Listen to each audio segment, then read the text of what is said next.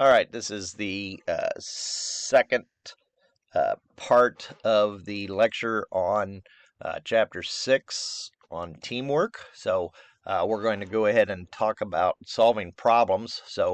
Um, and how teams can be used to actually go about solving problems. So there is a specific methodology that teams can use to follow the steps and solve most problems. So the first step in solving a problem is to analyze that problem. And this is often done in brainstorming type activity or some other type of activity where you are really scrutinizing and taking a look and trying to come up with any type of information at all that's going to help to determine why there is a problem and what might be needed to go into the next step, which is to generate some alternative solutions. So we use brainstorming, of course, where every idea, there is no bad idea at all. We just kind of throw a whole bunch of stuff out there, even if it doesn't make any sense, and just kind of brainstorm collectively with all group members to kind of come about and figure out how to achieve a solution. From that brainstorming activity, then we kind of choose whichever one and we narrow it down to choosing the best solution. After we've done that, then we can go ahead and set some criteria and make sure that the standards by which we have reached our decision can be made, and we're going to make sure that those kind of apply to what we are looking at and how we're going to actually solve the problem that we're trying to deal with in our team. So you want to also ask the following questions. So will the solution help to achieve the goal? Make sure that the time and budget requirements are being met. So pay attention to any type of risks or benefits of each of the different alternatives. So, and have other succeeded with any of the proposed solutions. So maybe try to find some information about how others may have solved a similar situation in the past. And this is where case studies and other types of documented information comes into play. So when we implement the solution, so team members will break down activity into major steps. So a project manager should also be utilized to create the schedule. So, and then individual tasks will be assigned to each team member. So, as we go through, the next thing then will be to monitor progress. And again, usually a lot of this kind of falls back onto the project manager as well, or whoever's kind of been given the lead role in this to review and evaluate, make sure that things are moving along as well as they should be. Interim goals are smaller, measurable progress as you work towards the goal. So again, it's the project manager that's kind of taking the lead and making sure that those interim goals are being hit as we go. Then once we kind of say, all right, the goal has been met, so we then need to kind of evaluate that particular goal and make sure that we get some valuable information. You know, did we meet the goal, and did we meet the deadline? So what were the factors that were contributing to the problem? What other improvements might be made? So did we learn about the team skills and what caused us to work well together? So do we need to work on improving communication skills or building trust within the team? All of these are valuable questions for teams to ask each other and be concerned about. So when a group makes a decision, so there has to be some consensus that follows. And those decisions, when we're working on making decisions, should reflect the needs of the business. They should help the team achieve its goal. And of course, they should avoid conflict with in the team or with other departments. So as we take a look at some of these, let's talk just a minute about building consensus. So consensus is obviously an agreement that's arrived at by most of the people directly involved.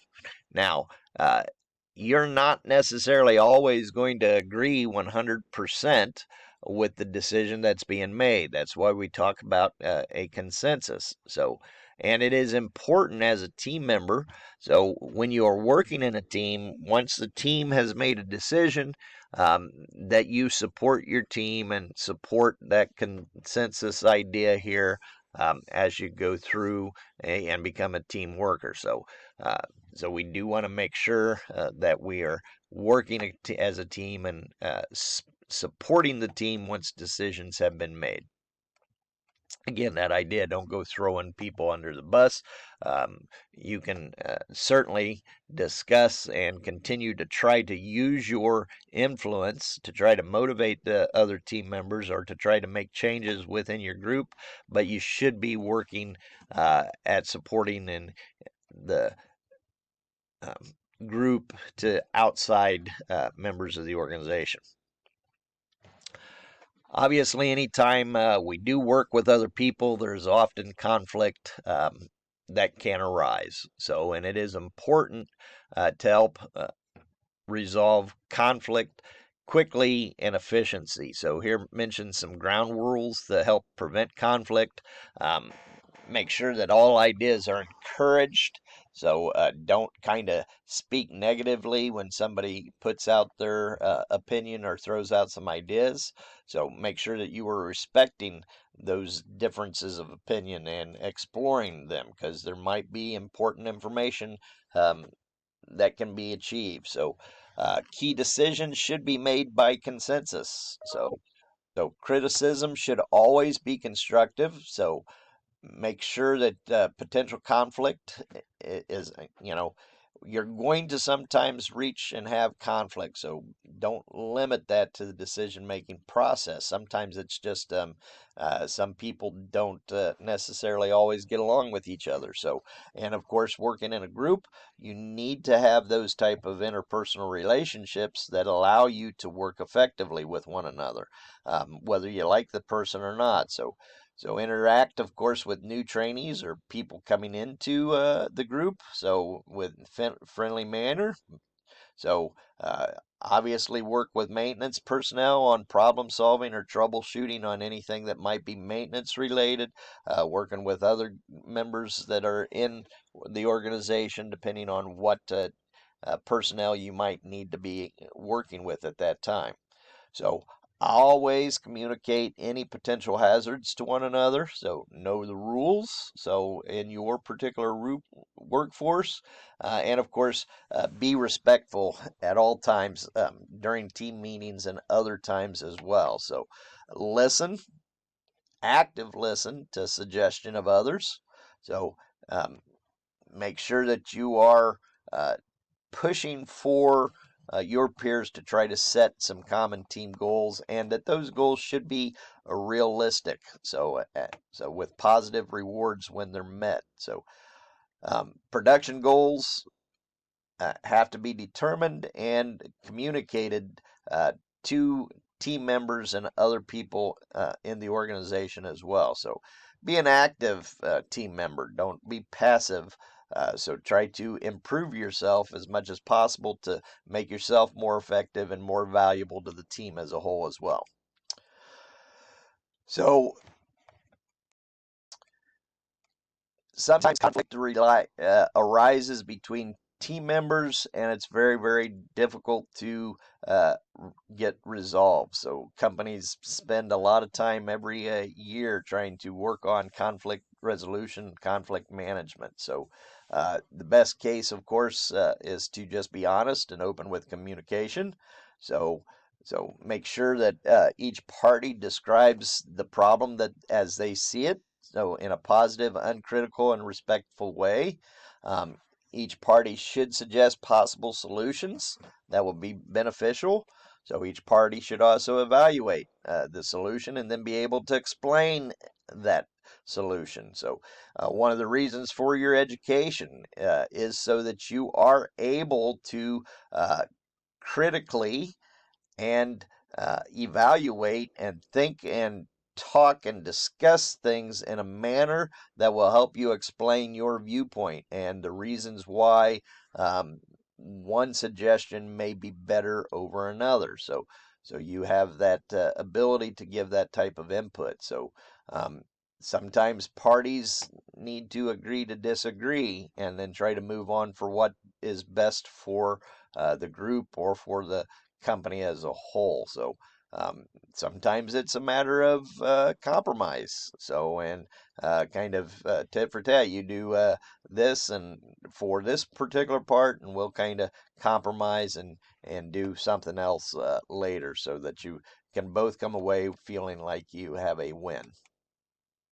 So sometimes you just can't resolve your conflict, and in those cases, you should seek mediation. So, or some type of a neutral third party to listen and make suggestions. And it is not uncommon for mediation to occur and be needed.